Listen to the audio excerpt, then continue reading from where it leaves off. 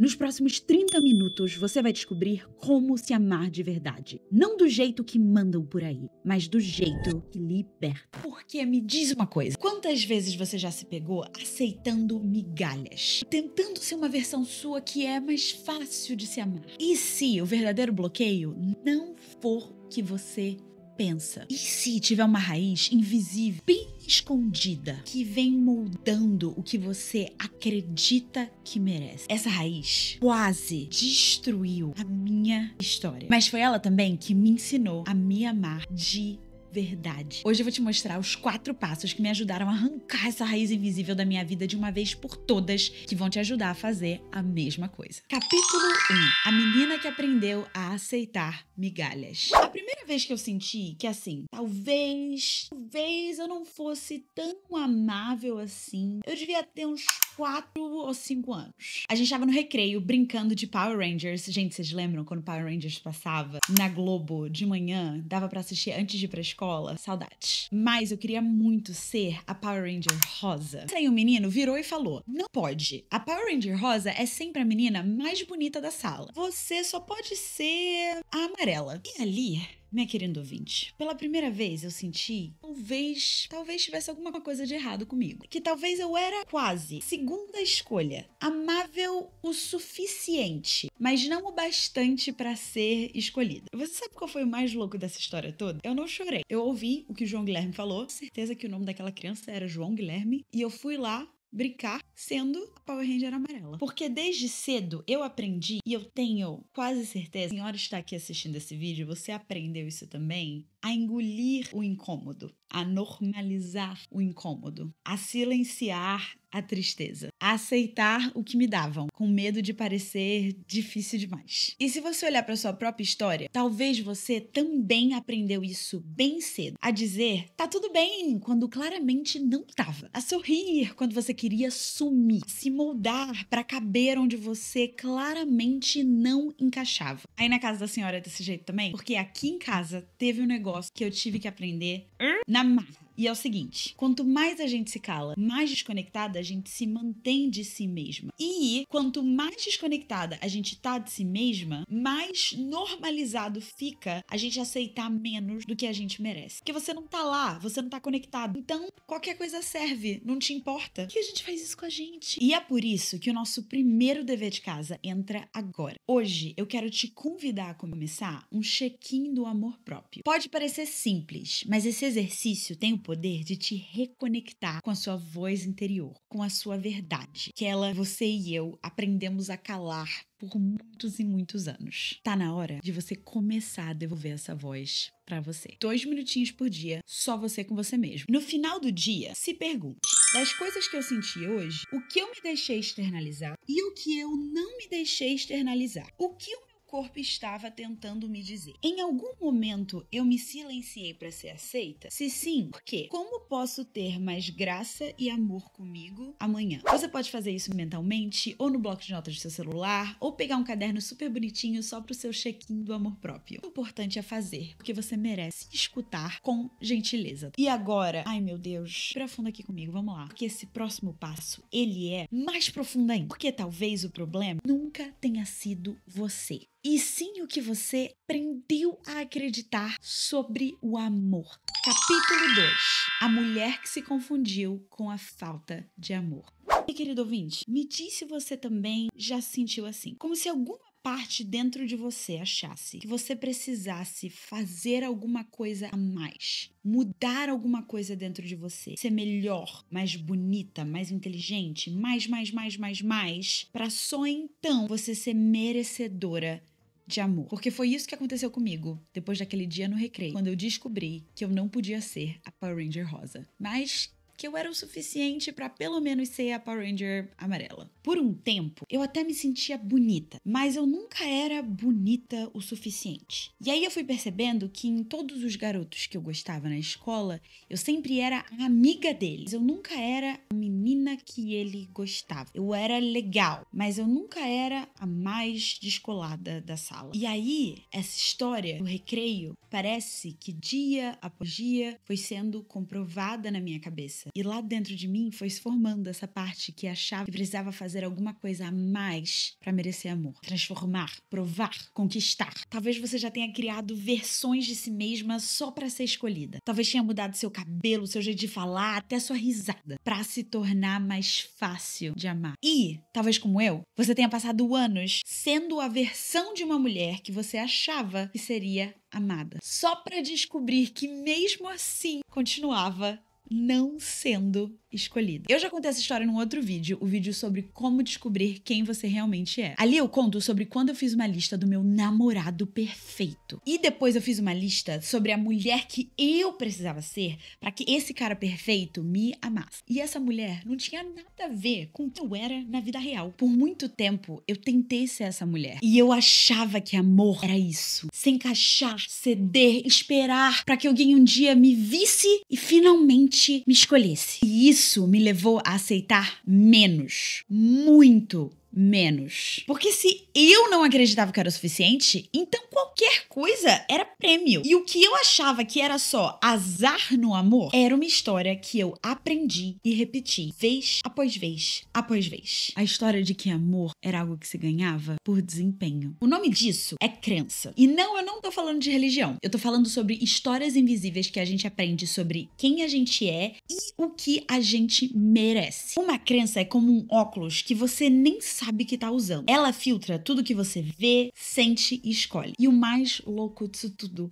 é que elas são formadas lá atrás, quando a gente ainda é criança, a partir de experiências grandes e pequenas que nos marcam. Alguém te rejeita e aí o seu cérebro lindozinho, maravilhoso, ele precisa criar uma história pra justificar que aquilo aconteceu. Por exemplo, lá no parquinho, que não poderia ser a Power Ranger rosa, a história que meu cérebro criou foi: não é o suficiente. Você é sempre quase lá, mas nunca o suficiente. Ok, explicado. Crença criada. Meu Deus, tadinho da nossa cabeça, né? Por isso que a gente tem que ir pra terapia, gente, pra cuidar dessas coisas. Então, quando a mesma dor se repete algumas vezes, o seu cérebro tenta criar uma lógica pra te proteger. Se eu me adaptar, eu sou aceita. Se eu me calar, eu não sou rejeitado. E aí, sem nem perceber, você começa a viver uma vida tentando confirmar que essa lógica faz sentido, mesmo que essa lógica e essa história te machuquem. Se você quiser entender isso mais a fundo, tem um vídeo inteiro que eu fiz aqui no canal, onde eu estou explicando isso tudo muito mais a fundo, porque isso é muito complexo, tem muitas camadas. Mas eu explico lá como crianças são formadas, como elas moldam os nossos comportamentos e, mais importante de tudo, como você cria novas crenças se você quer mudar os seus comportamentos. E, pelo amor do Senhor Jesus, vou colocar o vídeo aqui. Senhora, se faça um favor, já abra aí numa nova aba, deixar salvo pra assistir depois, já fazer um momento maratona. Mas o mais importante agora é reconhecer. O que você acredita sobre o amor determina o que você aceita como amor. E talvez você pense que isso só afete os seus relacionamentos românticos. Assim, olha, não. Você acha que é simples desse jeito?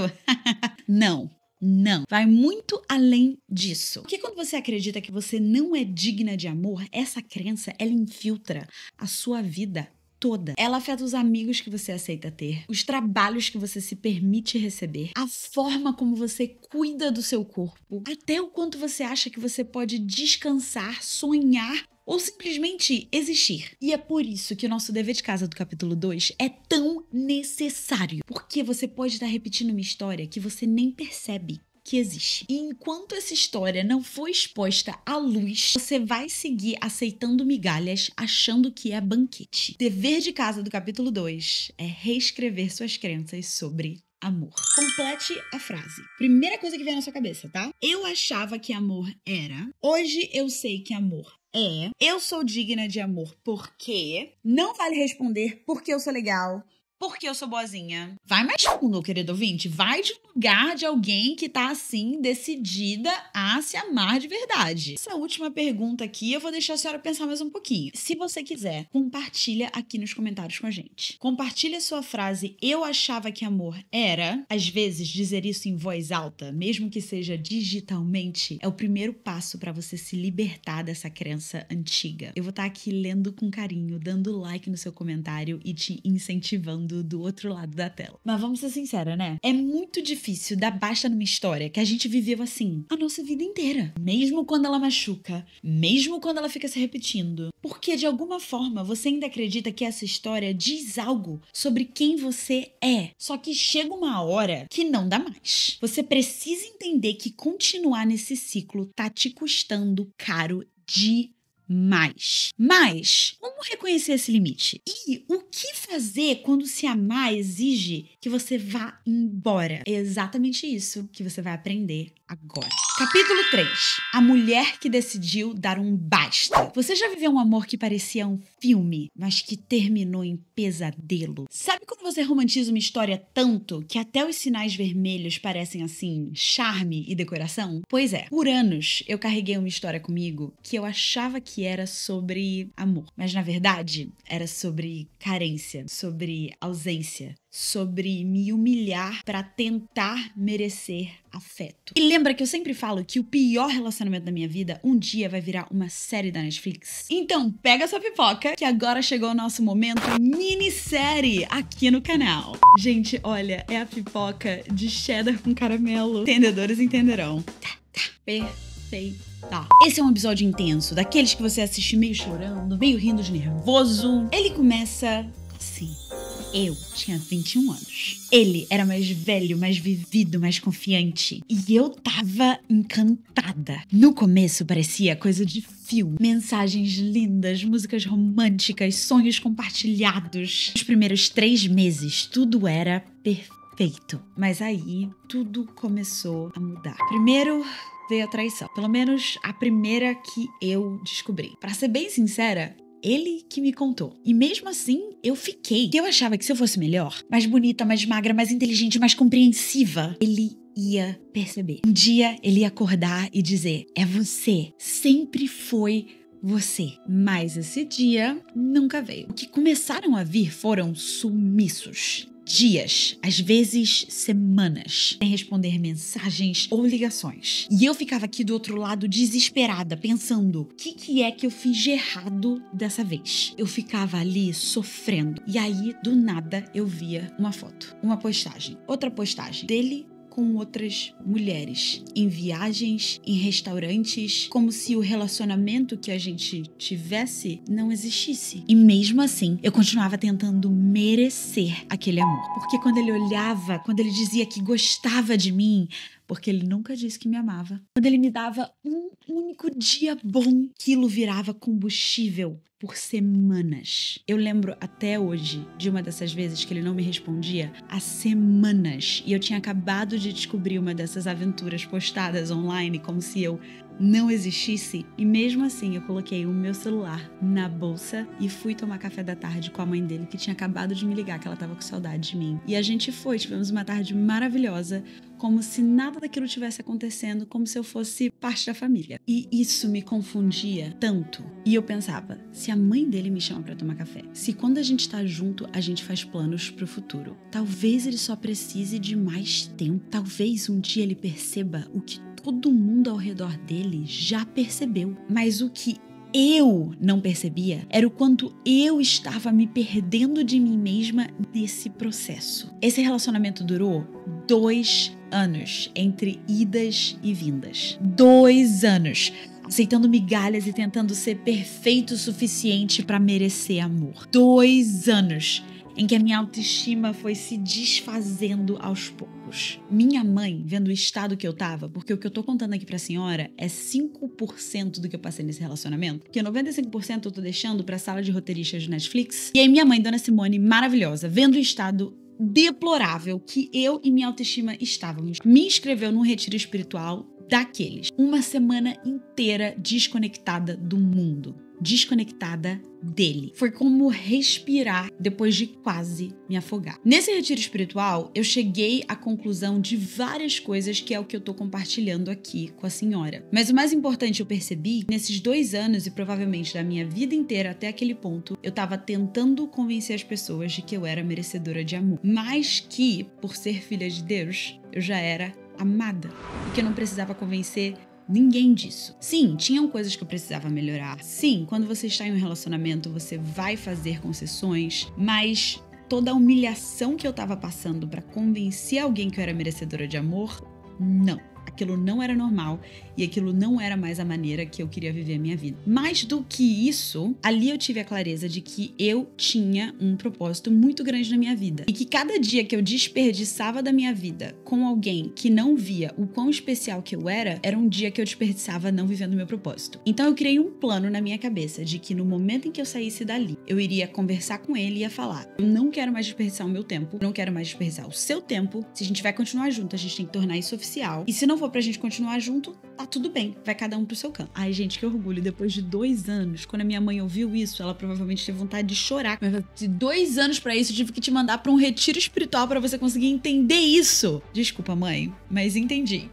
Obrigada por acreditar em mim. Quando eu liguei o celular, tinha dezenas de mensagens dele. Aí eu pensei, meu Deus, será que é isso? Será que ele entendeu? Liguei pra ele e dei uma conversa introdutória. O que a gente vai fazer da nossa vida? Aí ele disse, você tem razão, mas a gente tem que ter essa conversa ao vivo. Vem pra cá. Uma informação que eu não dei pra senhora ainda. Ele morava em outro estado. Pra chegar até ele, eu teria que pegar um ônibus de 5 horas. Dentro de mim, eu pensei, esse homem não vai me fazer pegar 5 horas de ônibus pra terminar comigo. Ele pode fazer isso por telefone, não é mesmo? Ele vai me fazer pegar 5 horas de viagem num ônibus. E é isso, ele entendeu. Ele vai me pedir namoro. Ele escolheu ficar. Ele foi me buscar na rodoviária. Aí ele me levou pra ir jantar com o irmão dele. Eu dei uma leve surtada, porque eu ainda não conhecia o irmão dele. Depois de jantar com o irmão dele, ele me levou pra conhecer um dos melhores amigos dele. Aí eu dei uma surtada maior ainda, porque eu falei, o cara me levou pra conhecer o irmão dele. Agora ele me levou pra conhecer um dos melhores amigos dele. E se ele não for me pedir namoro, se ele for me pedir em casamento direto? Meu Deus do céu. Eu tava muito feliz. Muito feliz. Vocês não têm noção. Eu tava tipo, meu Deus, chegou o meu momento.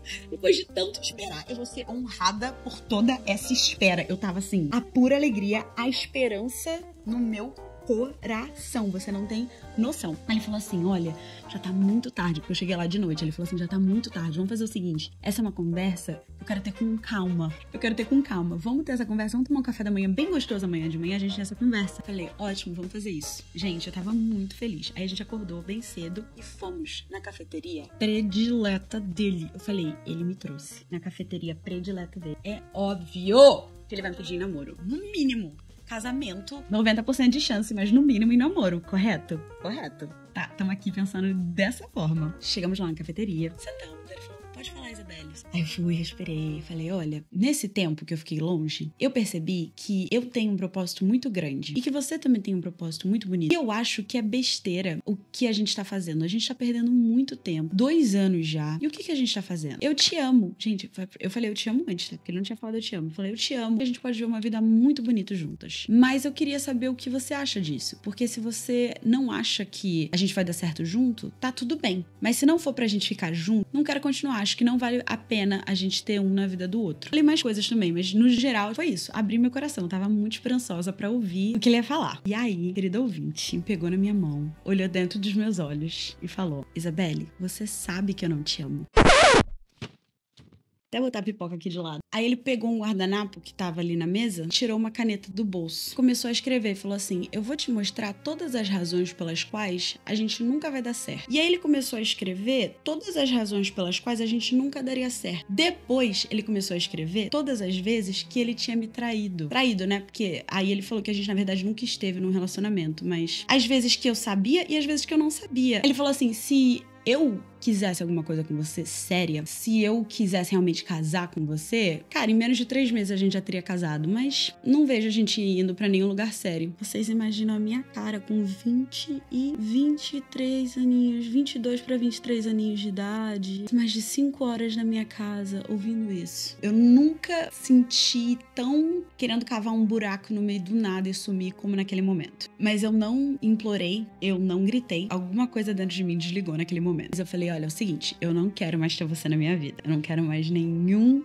contato. E aí ele riu, me chamou de imatura. E aí falou, não faz sentido o que você tá falando. Você acabou de falar que me ama. E agora você tá falando que você não me quer na sua vida. Não faz sentido o que você tá falando. O que eu queria ter falado naquela hora, mas eu não falei porque eu não tinha as palavras, é, eu posso te amar agora, mas eu tô aprendendo a me amar muito mais. Não sei porquê, mas a gente foi embora no mesmo Uber. Cada um num canto, no banco de trás. Eu com os óculos escuros, olhando assim, a janela, com vazio, tipo, tentando entender o que eu tinha feito com os últimos 2 anos da minha vida. O caminho, ele disse, você é muito nova. Um dia você vai entender que essa é a melhor coisa que te aconteceu. E olha, ele tava certo. Ele é provavelmente uma das pessoas que eu tenho maior gratidão na minha vida. Porque naquele dia eu fiz uma promessa que mudou a minha vida inteira. Eu nunca mais vou deixar ninguém fazer com que eu me sinta não merecedora de amor. Quando eu cheguei em casa, depois de muitas horas no ônibus e na rodoviária, eu chorei muito. Na verdade, eu chorei por semanas. Mas mesmo chorando, com o coração em pedaços, eu sabia, eu tinha feito a escolha certa. Eu tinha me escolhido, talvez pela primeira vez na vida. Você chegou até aqui comigo, meu Deus. Então, oficialmente, coloca sua pipoquinha de lado. Respira. Se eu ouvir a minha história, você começou a pensar na sua própria história. E aí perguntas do tipo, meu Deus, por que eu fiz isso? Por que eu me permiti ficar numa situação por tanto tempo? Por que eu me deixei ser tão humilhada? Por que eu me deixei passar por esse tipo de coisa? Calma, tenha graça com você. Você amou com tudo que você tinha. E isso é lindo. Você fez o melhor com os recursos que você tinha. Mesmo que esses não fossem os melhores recursos. Mas agora é hora de adquirir novos e melhores recursos. E principalmente de amar a pessoa mais importante dessa história toda. Você. Hoje você vai escrever uma carta de separação, mas não para ele, para você mesmo, para a versão sua que achava que precisava fazer alguma coisa para ser merecedora de amor, para a versão sua que tentou se diminuir para caber onde não tinha espaço, para a menina que achou que amor era dor e aguentou por tempo demais. Essa carta não é um bilhete de culpa, é um ato de amor, graça e libertação. Você vai olhar para si mesma com compaixão, vai reconhecer o quanto você tentou e vai se prometer algo novo, que daqui para frente você escolhe você, que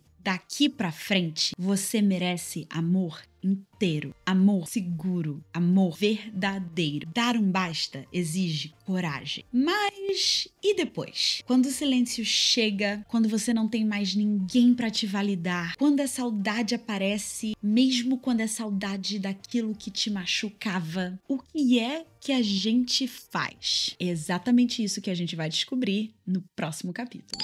Capítulo 4. A mulher que decidiu se reconstruir.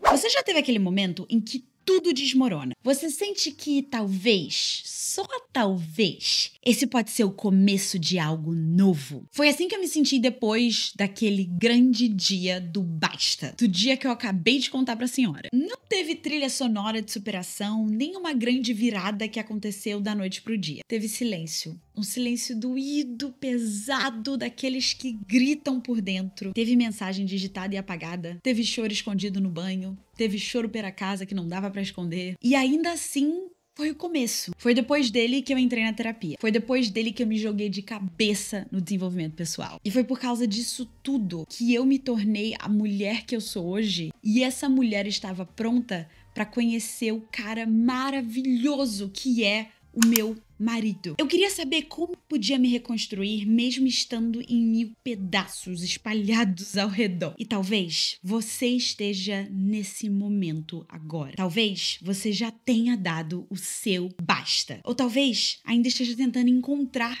forças para isso. Talvez você esteja no meio do vazio, no meio do silêncio, tentando entender como se reerguer. E eu quero te contar. Dá pra voltar. Dá pra se reconstruir. Dá pra aprender a se amar de novo. Ou pra aprender a se amar, talvez pela primeira vez. Porque pra mim, foi justamente nessa fase que eu percebi uma das coisas mais importantes dessa jornada. Eu passei a vida tentando receber dos outros algo que só eu podia me dar. A validação, o reconhecimento, o você é bom o suficiente, o você é amável. Eu achava que se um dia alguém olhasse pra mim e dissesse, você é incrível, aí sim eu ia me sentir inteira. Mas era como encher um copo de água com um furo no fundo. Nada do que vinha de fora durava o suficiente. Enquanto eu não olhasse pra mim com amor, gentileza, respeito, nenhuma validação externa seria capaz de preencher o buraco na minha autoestima. E aí caiu a ficha. Enquanto eu colocasse nas mãos de outra pessoa o poder de me fazer sentir amada, eu ia viver eternamente implorando migalhas e achando que elas eram um banquete. Se amar, mas se amar assim de verdade, começa quando você entende o que é o seu papel e o que não é. E uma das coisas mais maravilhosas dessa jornada de amor próprio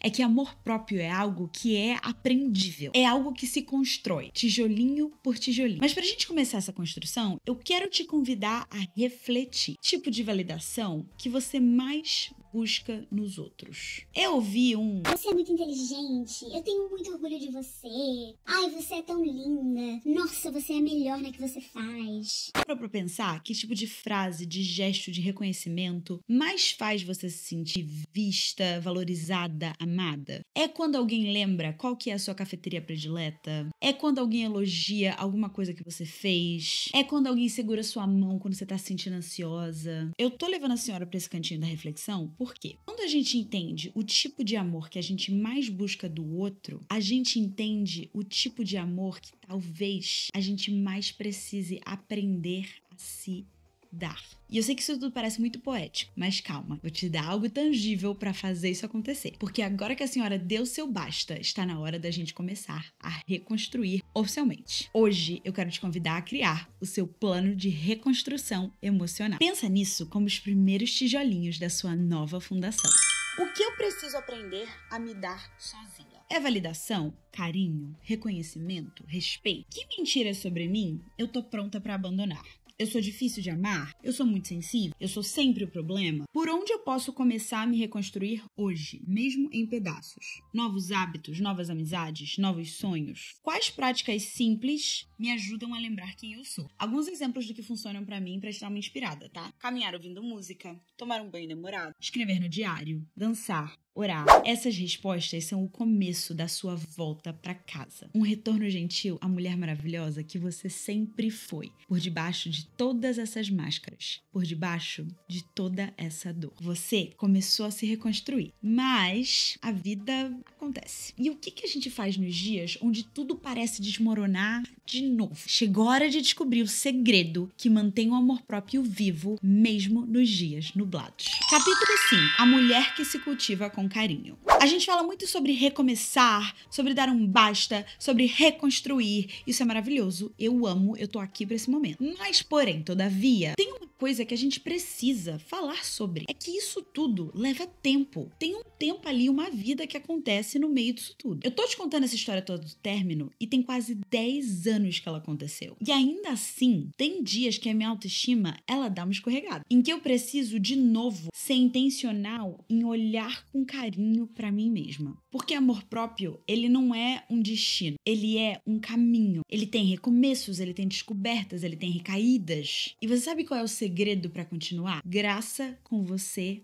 mesma. Graça com quem você foi, graça com quem você não conseguiu ser e com quem você está se tornando. O que eu aprendi e que talvez você também precise ouvir é o seguinte: você vai crescer, você vai mudar, você vai entrar em novas fases da vida, você vai ter novas necessidades. Talvez você se olhe no espelho e não se reconheça e ainda assim vai precisar continuar se acolhendo. Vai ter fases em que você vai se sentir forte, vai ter outras que vai parecer que você esqueceu de tudo que você aprendeu. Você vai se questionar, vai se comparar, vai se julgar e mesmo assim você continua merecendo amor, principalmente o seu. Autoestima de verdade não é perfeição, é comprometimento consigo mesmo. Hoje eu quero te convidar a criar um lembrete pessoal para si mesmo, algo para você voltar nos momentos onde você esquecer quem você é. Vamos fazer isso juntas? Responde essas perguntas aí. Qual verdade eu quero guardar sobre mim para essa próxima fase? Por exemplo, eu sou digna de amor mesmo quando eu erro. Como posso praticar graça comigo mesma quando eu escorregar? Eu posso escrever uma carta para mim mesma,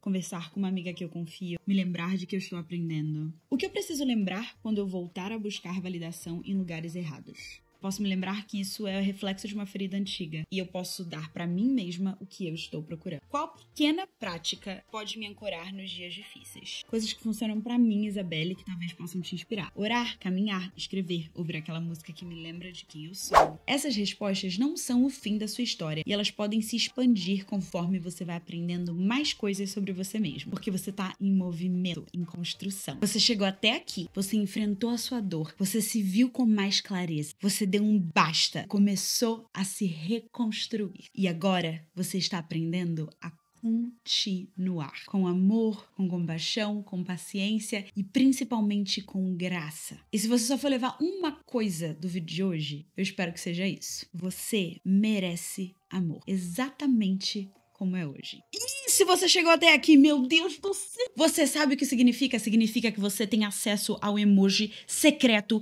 desse vídeo, que é essa folhinha. É assim que eu vou saber que você faz parte do time das que terminam e que começam e que você chegou comigo até o final desse vídeo. E se você ainda não faz parte oficialmente do nosso clubinho aqui no YouTube, pelo amor de Deus, se faça um favor, me faça esse favor, se inscreva nesse canal e ativa o sininho. Assim, quando a gente chegar em 100 mil inscritos, você vai poder jogar na cara de todo mundo que você estava aqui nesse canal antes da gente virar modinha.